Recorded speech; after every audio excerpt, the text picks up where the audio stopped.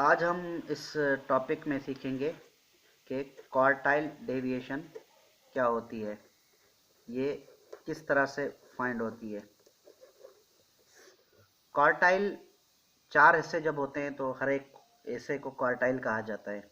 एक सीरीज हो डेटा की, उसे चार हिस्सों में डिस्ट्रीब्यूट किया जाता है या चार हिस्सों में डिवाइड किया जाता है। उसका हर एक हिस्सा जो है वो आपका क्वार्टाइल कहलाता है। क्वार्टाइल डेविएशन जो फाइंड होती है, जिसे हम क्यू डी सिंबॉलिकली लिखते हैं, वो हमारा क्वार्टाइल थर्ड जो होता है उसमें से क्वार्टाइल फर्स्ट को माइनस करके 2 से डिवाइड करते हैं तो हमारा क्वार्टाइल डेविएशन मिलता है। ये किस तरह से हल होता है, मैं एक प्रॉब्लम आपको करके दिखाता हूँ जो कि अनग्रुप डेटा में है। उसके बाद मैं ग्रुप डेटा में एक प्रॉब्लम करूँगा कि क्वार्टाइल डेविएशन किस तरह से हल होती है। चलते हैं हम अनग्रुप डेटा की तरफ। ये आपके पास 20 सीरीज का डेटा है जो कि अनग्रुप डेटा है। अब आपको एक कैलकुलेशन के लिए कहा जाता है कि आप इसके अंदर क्वार्टाइल डेविएशन फाइंड करें। तो सबसे पहले तो हम इस डेटा को अरेंज करेंगे असेंडिंग ऑर्डर के अंदर।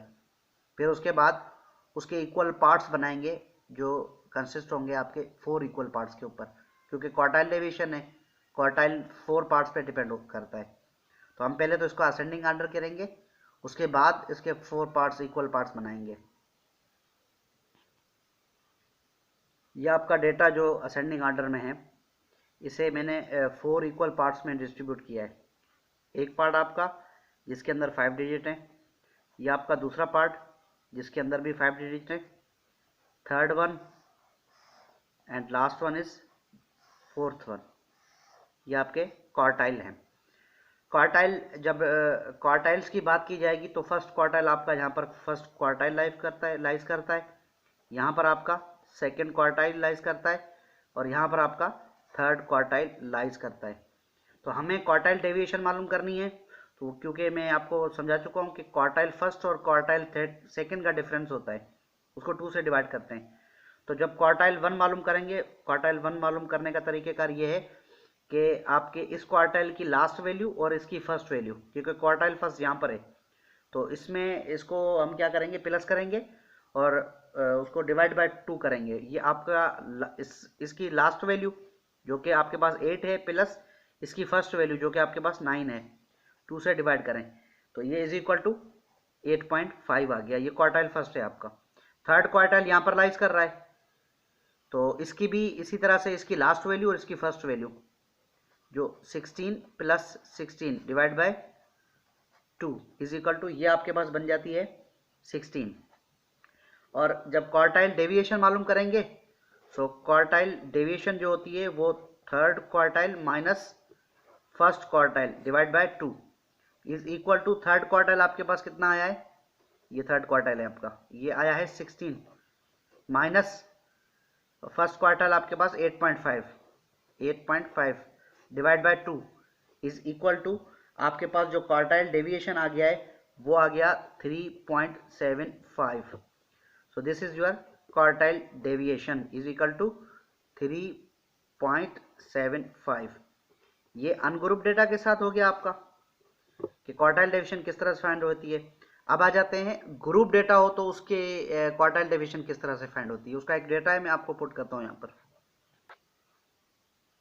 ये आपके पास एक ग्रुप डेटा है जिसमें आपकी क्लास इंटरवल्स दी हुई है और आपको फ्रीक्वेंसी दी हुई है। अब इसमें क्वार्टाइल डेविएशन जो मालूम करेंगे हम लोग ग्रुप डेटा के साथ, तो उसका फार्मूला है, फार्मूला तो वही रहेगा, क्वार्टाइल डेविएशन जो मालूम करेंगे वो थर्ड और फर्स्ट क्वार्टाइल में लाइज कर रहा होगा, उसको 2 से डिवाइड करेंगे। ठीक है। सो क्वार्टाइल फर्स्ट जो होगा उसके लिए फार्मूला होगा L plus H upon F multiply by N upon 4 minus C। अब यहाँ पर L आपकी lower limit of class boundaries है। क्लास बाउंड्रीज हमारे पास यहाँ पर गिवन नहीं है तो कॉलम उसका बनाएंगे।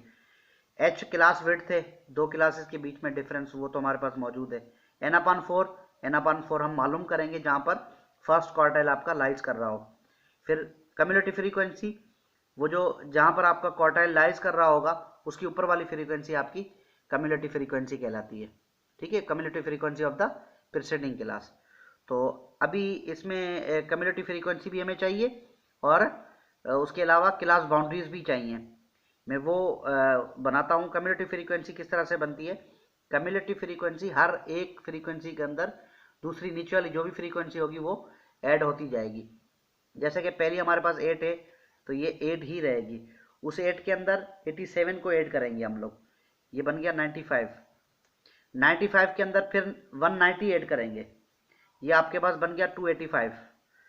ये फिर 285 के अंदर 304 अगेन ऐड करेंगे, जो कि आपके पास बन जाता है 589। 589 के पास 211 फिर ऐड करेंगे, ये आपके पास हो गया 800। 800 में फिर 85 ऐड करेंगे तो ये हो गया 885। इसके अंदर फिर 20 ऐड करेंगे, जो कि आपके पास बन गया 905। ये कम्युनिटी फ्रीक्वेंसी जो होगी लास्ट, वो आपका फ्रीक्वेंसी का सम भी होगा 905। उसके बाद हैं आपके पास क्लास बाउंड्रीज। क्लास बाउंड्रीज किस तरह से बनेंगी, ये काफ़ी लेक्चर में पहले मैं समझा चुका हूँ कि लोअर लिमिट में जो है आपका 0.5 माइनस होगा और अपर लिमिट में 0.5 प्लस होगा। ये सारी मैं बना के फिर आपको इसके बताता हूँ फार्मूला में कैसे पुट होगा। ये आपके पास क्लास बाउंड्रीज भी बन गई हैं। अब आए हम इसको पहले तो सर्च करें कि हमारा क्वार्टाइल फर्स्ट जो है Q1 वो कहाँ पर लाइज कर रहा है इन क्लासेस के बिटवीन में। तो उसके लिए अब हमें n/4 मालूम करना पड़ेगा। फर्स्ट क्वार्टाइल हो तो n/4 होगा, सेकंड क्वार्टाइल होगा तो 2n/4 हो जाएगा, थर्ड होगा तो 3n/4 हो जाएगा। ठीक है। सो n जो है आपके पास वो फ्रीक्वेंसी का सम कह लो या लास्ट कम्युनिटी फ्रीक्वेंसी होगी। 905 4 से डिवाइड करेंगे तो ये बन जाएगा, हमारी वैल्यू जो बनेगी वो होगी 226.25। 226.25 जो है वो हमारा किस क्लास के अंदर लाइज कर रहा है आप कम्युनिटी फ्रीक्वेंसी में देखेंगे। ये हमारा इस क्लास के अंदर लाइज कर रहा है, तो ये हमारी एक क्वार्टाइल फर्स्ट के लिए क्या हो जाएगी, मॉडल क्लास हो जाएगी। इसी तरह से जब हम Q3 की बात करेंगे तो Q3 किस तरह से मालूम होगा हमारे पास, Q3 is equal to 3n/4। तो 3 मल्टीप्लाई होगा 905 के साथ, उसे डिवाइड करेंगे 4 के साथ, इज इक्वल टू जो आपको लास्ट वैल्यू जो मिलेगी वो आपकी आ जाएगी 7678.75। अगर देखा जाए तो ये हमारी कम्युनिटी फ्रीक्वेंसी इस क्लास के अंदर लाइज कर रही है, क्योंकि इससे बड़ी है। तो हमारा थर्ड क्वार्टाइल जो है वो इस क्लास के बिटवीन जो है वो लाइज कर रहा है।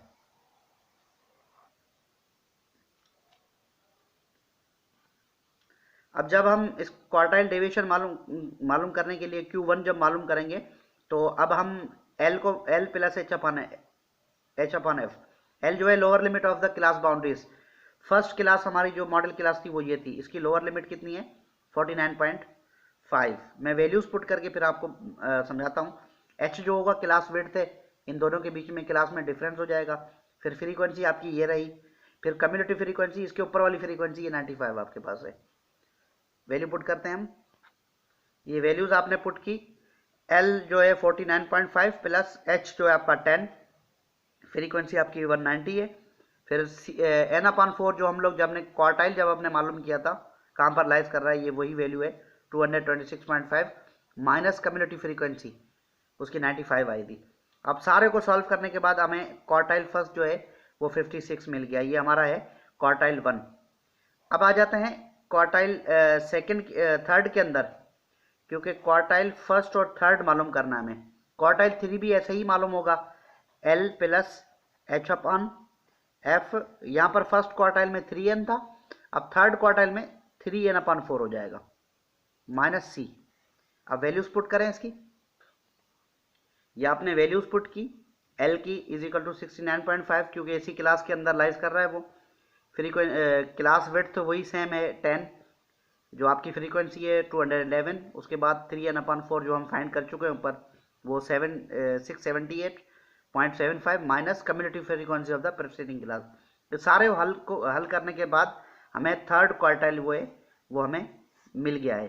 अब आ जाए क्वार्टाइल डेविएशन के ऊपर। क्वार्टाइल डेविएशन जो है अब आपका वो क्या है, Q3 minus Q1 divide by 2 is equal to Q3 आपके पास 74 माइनस Q1 आपके पास 56 divide by 2 is equal to आपके पास जो वैल्यू जो बनेगी वो क्या आ जाएगी 9। सो क्वार्टाइल डेविएशन आपका मालूम हो चुका है जो कि क्या है आपका 9। ये है क्वार्टाइल डेविएशन। नेक्स्ट वीडियो के लिए जो कि मैं आपका इसी डिस्पर्जन के टॉपिक के ऊपर मैं करवाऊंगा, उसे देखने के लिए, उसे एंटरटेन होने के लिए, उसे समझने के लिए मेरा यूट्यूब चैनल को सब्सक्राइब करना मत भूलें। आप सब्सक्रिप्शन का बटन दबाएं और बेल का आइकन होगा, उसे बेल का आइकन दबाएं और नेक्स्ट वीडियो में आप वो पाएं आप। ठीक है, थैंक यू।